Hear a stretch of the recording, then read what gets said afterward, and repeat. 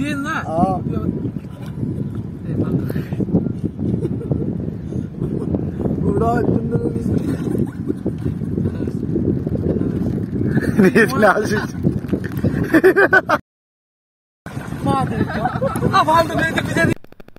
আসসালামু আলাইকুম বন্ধুরা, সবাই কেমন আছেন? আজকে আমাদের ইন্ট্রো দেখে অবশ্যই বুঝে গেছেন আপনারা আমাদের কি অবস্থা হয়েছে। আজকে আমি আসছি আমার চিংড়ি প্রজেক্টে, অর্থাৎ অনেকে আমাদেরকে বারবার জিজ্ঞেস করেন, মিজান ভাই আপনি ভিডিওর পাশাপাশি কি করেন?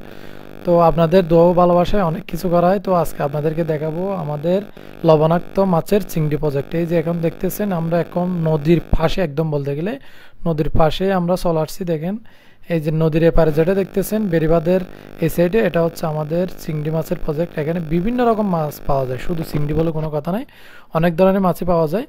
তো আজকে দোয়া করবেন কি মাছ পাওয়া যায়, অবশ্যই আপনাদেরকে সরাসরি আমরা ভিডিওর মাধ্যমে তুলে ধরবো। তো ইনশাল্লাহ আমার সাথে কিছু আমার ভাই ব্রাদার আছে, আমার এলাকার খুবই আপনজন, যাদেরকে নিয়ে আজকে মাছ ধরতে চলে আসছি এখানে। তো দেখি কি মাছ পাওয়া যায়। এখন দেখতেছেন আমরা হেঁটে হেঁটে এক ভাই জাল মারতেছে, ওইখানেই যাচ্ছি।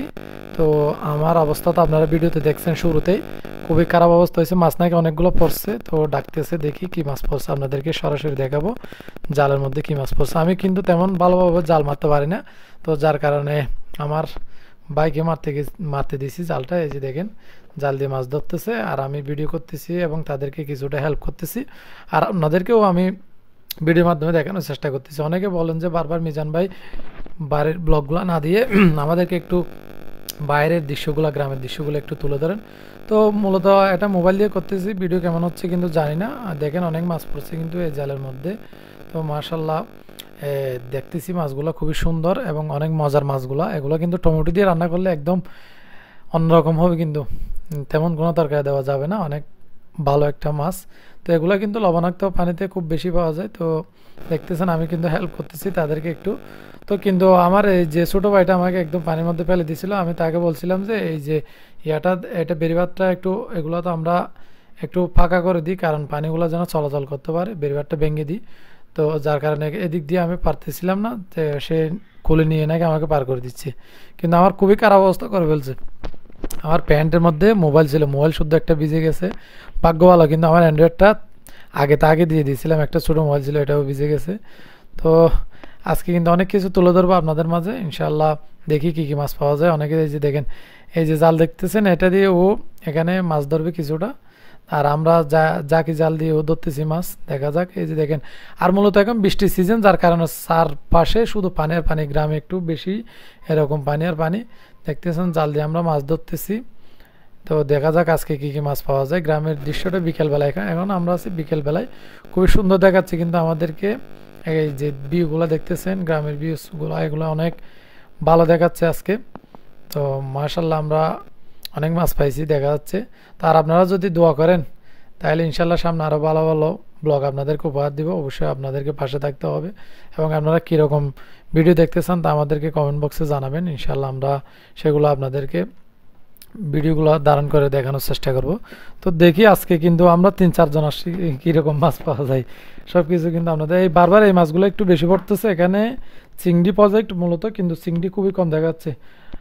তো এই যে দেখতেছেন, এটাকে আমাদের বাসায় এখানে ফলবুট বলা হয়। এটা দিয়ে পানি নদী থেকে ঢুকানো হয়, আবার বের করা হয়, কারণ বৃষ্টির দিনে যদি আমাদের এদিকে পানি বেড়ে যায়, তো আমরা এটার মাধ্যমে বাটায় আমরা পানিগুলো বের করে ফেলি, আবার দরজাগুলো লাগিয়ে দিই যেন ওই দিক থেকে ঢুকতে না পারে। তো মূলত আমাদের এই যে গ্রামের এরিয়াগুলো দেখতেছেন, এখানে যদি পানি বেশি হয়ে যায় তাহলে আমরা এই ফলবুটের মাধ্যমে পানিগুলো নদীতে বের করি। এই যে দেখতেছেন, আপনারা হয়তো ভয় পাচ্ছেন, এটা ছোট বাচ্চা কীভাবে এত কাজ করতেছে, আমাদের ছোটো ভাই লাগে এলাকারই।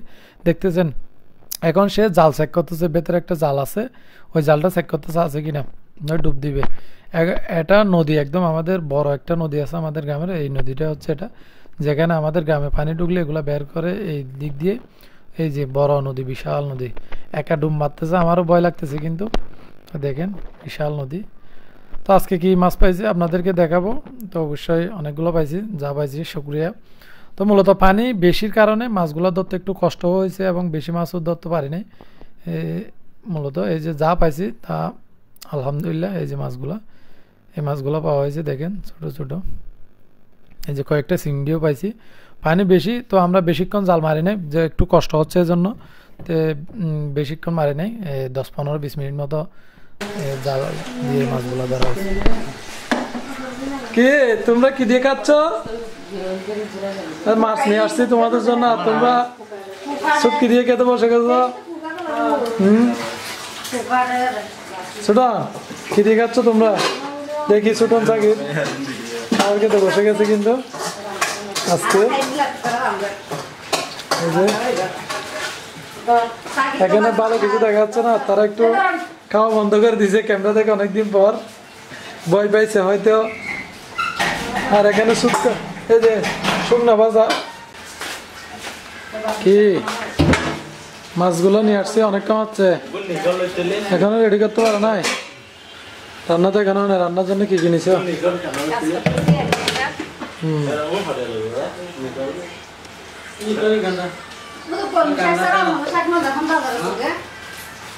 আজকে মাছ যেগুলো আনছে এগুলো রান্নার জন্য নিচে, এখানে পটল দিয়ে রান্না করবে, পটল পেঁয়াজ টমেটো।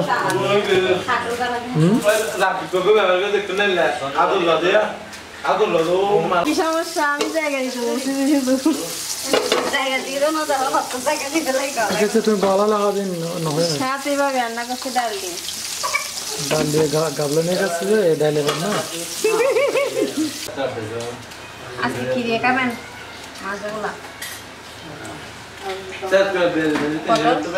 পটল দিয়ে রান্না করো।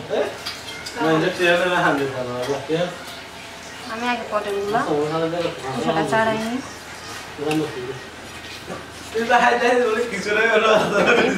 পটল কিন্তু আমার খুব প্রিয়। মোবাইল খাবে না তুই মা হবে সেটি তো মাল বলে যায়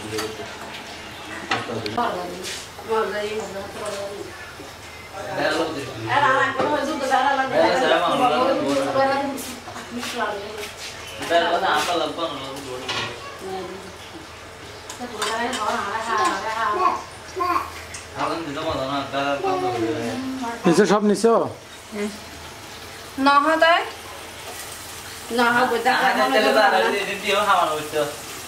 নহনা তুই ডেরস না হলে নহ তোর ডেরস না দুবে রে তা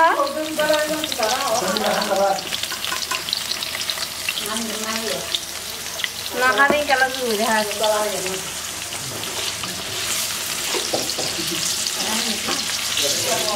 সাসি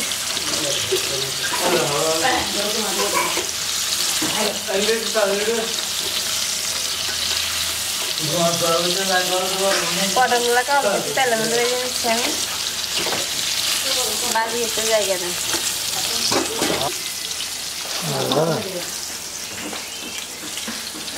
সাইড করে রাখি, পেঁয়াজটা একটু ভেজে নেবো।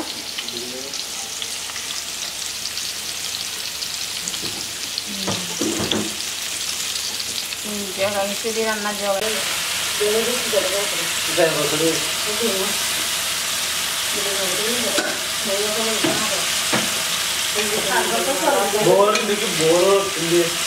সব মাছ এই যে দেখেন খুবই সুন্দর মাছ আছে, কতগুলো দেখেন।